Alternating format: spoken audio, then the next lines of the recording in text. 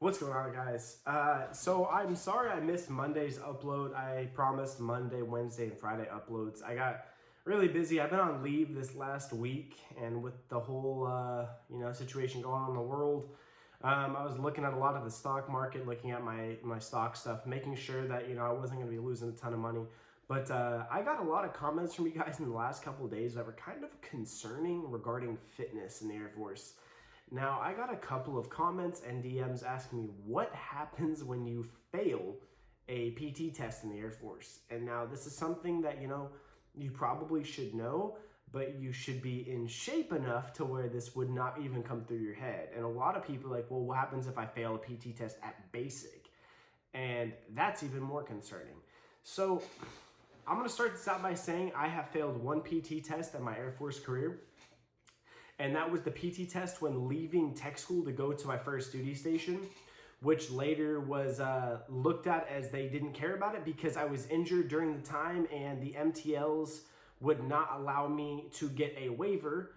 They would not allow me to make a medical appointment on such short notice, which later to come find out I had a torn meniscus in my left knee and was on a waiver for about 8 months and had physical therapy for it. So that failure is no longer on my PT record. But I know a few people who have actually failed multiple PT tests in a row, and it's not something that you want to deal with because there's a lot of crap that goes into it.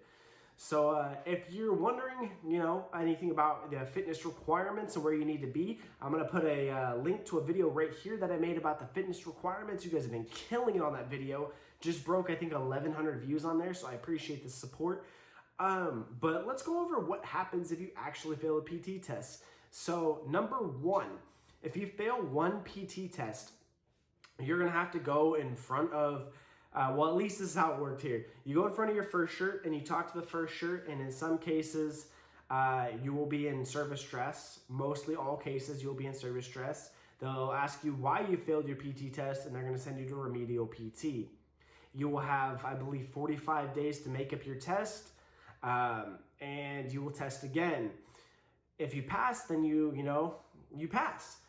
But in the case of some people I know, they failed 2 times, and then 3 times, and then 4 times. Now, at the point of, if you fail more than one PT test, you really just don't give a shit. Like, honestly, if you fail 2 in a row and you're not injured, then you just don't want to be in the military. Like, that is like one of your main jobs. Just stay in shape. Most bases or most shops give you PT time. It's just go to the gym. Why would you not want to be healthy? I just actually got done with the gym. That's why my hair's all messed up. Did 35 minutes of cardio and hit chest and tries, and I feel amazing. Now, so on the second failed attempt, you will go in front of the commander. And you'll be in your full service dress, and you'll have multiple times with meeting with him. And they're going to figure out what you're going to do. At this point, I've seen people get LORs. I've seen people lose stripes. I've seen people have a lot of things happen to them. You will go back on commander's PT, remedial PT, and you will PT every single day with someone until, you are good to go. You will take mock tests every single week, which suck. I like taking my PT test once a year. That's why I get a 90 plus. That way I only have to test once. Which the only downside to that is my test is in August, and it's usually hot as shit outside. But August is when my birthday is. So after my PT test, I get to celebrate. So other than that, so 2, you'll go in, after 2 fails, you'll go in front of the commander in full service dress. You'll talk about that, and he'll probably rip one of them their stripes off your arm, which sucks because then you lose money. Who wants to lose money? Just go to the freaking gym, guys. Work out. It's not hard. Number 3 on the failed third PT test. This is where it gets fun. Because then you can get an article. You can get another LOR. You can lose another stripe. You can get discharged. You can have a lot of stuff happen to you. I know someone who got discharged after 3 fails. I know someone who got discharged after 4 fails. I know people who have lost multiple stripes at 2 fails. Sorry, they've lost multiple at 2. They've lost multiple at 3 and 4. They've lost 1 at 2. They've lost another at 3. They've lost 1 at 4. Like, it's just how your commander wants to deal with it. But just don't. I can't stress it enough, guys. PT is one of the things that you should not have to worry about, especially going into basic. So let's talk about what happens if you fail one at basic. You're gonna have 3 PT tests at basic.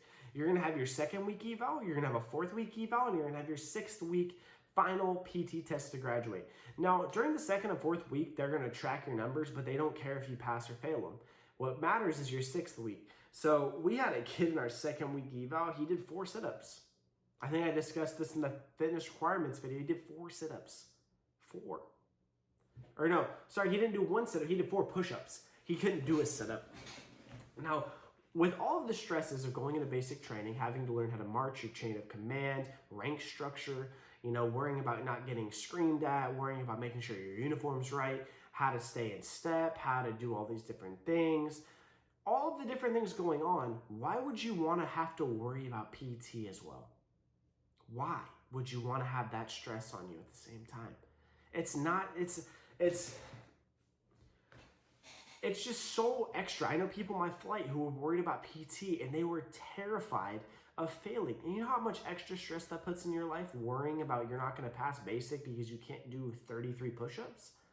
Like, that's so much extra stuff that you should just not have to worry about, guys.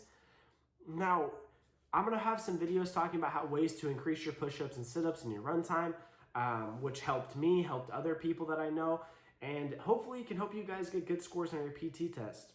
But to recap, failing your 2nd and 4th week at basic don't mean anything. Your 6th week does mean something. If you don't pass it, you're going to get recycled, and you'll probably get recycled 2 weeks. So you'll have to go back to 4th week of basic and redo all that again.